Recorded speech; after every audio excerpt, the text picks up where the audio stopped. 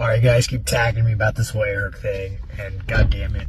Because I like Eric. He's a friend of mine, and he's going to continue to be a friend of mine. Will he probably be in my corner? Probably not. The only reason why I'm making this video is because Eric had to go do a fucking podcast and become an influencer, so now I gotta, alright, kind of explain myself. Alright, so I really wasn't planning on making another Sean Strickland video for a while, but yesterday this guy dropped the bomb that he's probably not going to have his longtime coach, Eric Nicksick, in his corner moving forward. And if you guys are familiar with the journey that these two have had with each other throughout the last few years, then you'll know that this is quite the statement for Sean to make. Something that stands out to me is that Sean says that he's making this video because Nicksick went on some podcasts and wanted to play being an influencer after UFC 312. And for those of you guys who are unaware of the situation, Coach Eric did in fact appear on the Ariel Helwani show this week and had some pretty harsh words to say about his athlete. It was just uninspired fighting to me. It just seemed like he was sleepwalking, Yeah, it was tough, man. I was just trying to dig him out of it.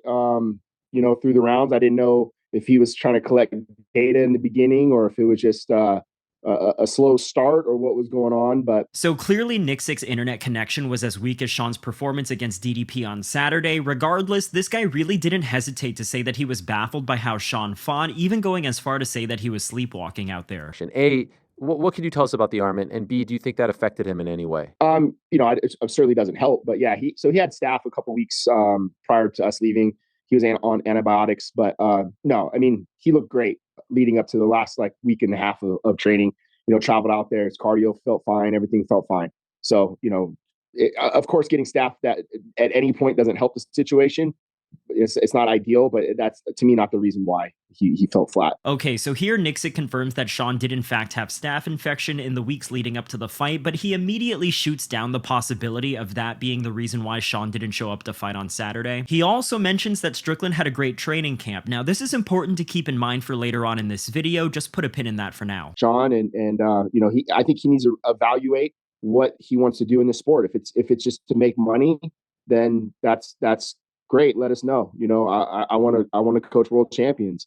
So my motivations are different, so I think that, just to kind of show up and do that and not really back it up, just to me was just kind of uninspiring. Jesus, dude, this guy Eric is really not pulling any punches here. He very not so subtly implies that he's unwilling to coach Sean if he's going to continue having uninspiring performances because he's only interested in cornering guys who actually want to be champion. And look, on one hand, I can definitely appreciate Nicksick's candor and transparency because he's obviously not happy at all with Sean at the moment. But at the same time, I can't help but feel like this might not be the time, place, or person to be saying these things to just a couple of days after the fight. I'm sure this goes without saying, but I'm not a professional fighter, nor am I a coach, but from the outside looking in, I kind of feel like a lot of the things that Nicksick is saying here should be kept to a private conversation between him and Sean. But just putting myself in Eric's shoes, if I just dedicated several weeks of my time to train Strickland and flew all the way to Australia just for Sean to not listen to a damn thing that I say in between rounds, then I'd be pretty pissed as well. I don't know, I think that this is a pretty unique situation that I genuinely do have mixed feelings over, so I'd love to hear your thoughts on if Coach Nicksick did the right thing here. If this is the type of performance that we are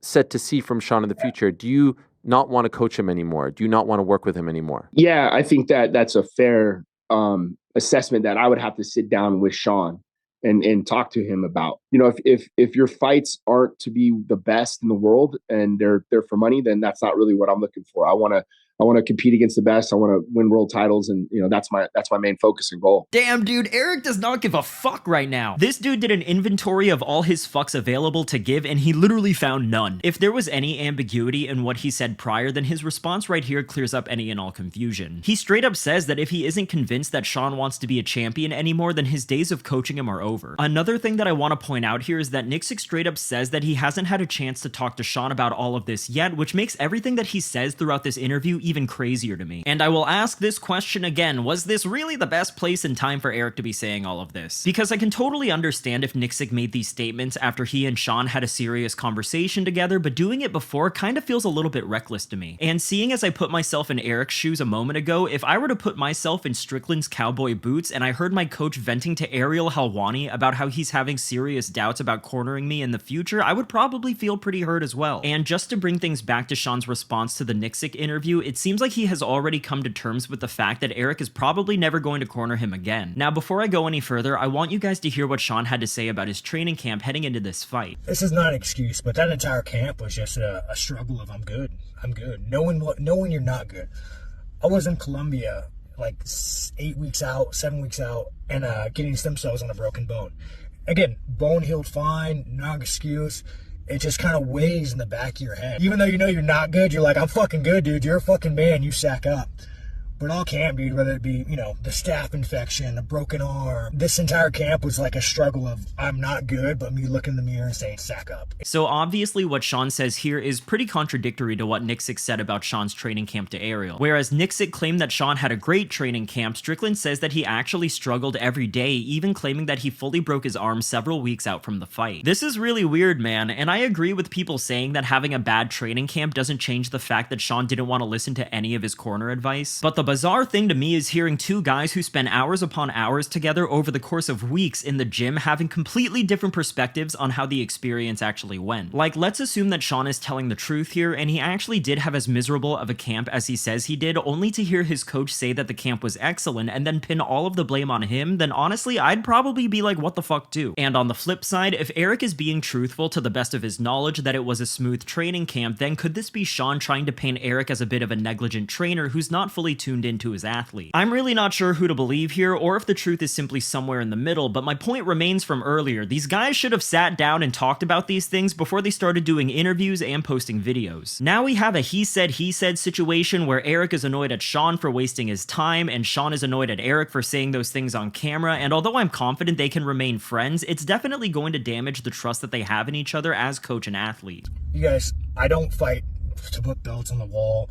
I don't fucking fight because, Eric wants to go do a fucking fancy podcast. That's not why I fight. And there it is. This is clearly him responding to Eric's statement that he only wants to coach fighters who want to be champions. And here we have Sean outright saying that he doesn't fight to put belts on the wall, which is kind of a weird thing to say, seeing as he refused to fight anybody else except for DDP after he beat Paulo Costa. He even brings up Eric going on a podcast for a second time immediately after, so I really do think that this is Sean directly hitting back at his coach. And I hope that these guys will come to an understanding with one another so that they can continue working together. I really do. I think it would be a shame if Sean and Eric, who've achieved so much together, effectively end their working relationship over this, but based on their own words, it might seem like they're at an impasse. Sean says that he fights because it's given him a purpose and a sense of self-belief, which I think is very respectable, but if Nicksick is going to stick to his guns, then this might not be a good enough reason for him to continue being Sean's coach. But in Nicksick's defense, it seems like he's not the only MMA coach that's baffled by Sean. Check out what ATT coach Dean Thomas had to say.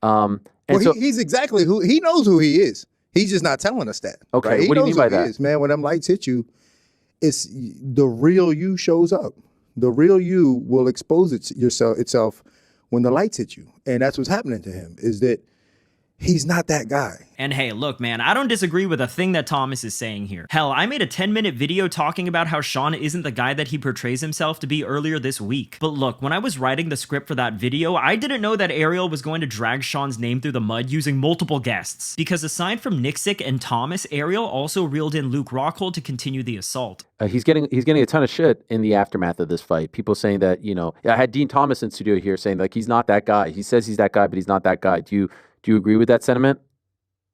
100%. When has he ever fucking put his ass on the line and fucking bit down and really went for it through a whole process of a fight, not just the last 10 seconds of a round? Look at him out there. Just talking and doing shit that's not even him, What do you mean by that last part? I'm just tired of fake people. I don't know. I mean, you just see everything that he presents himself as, which he is not. It's pretty simple. Yeah.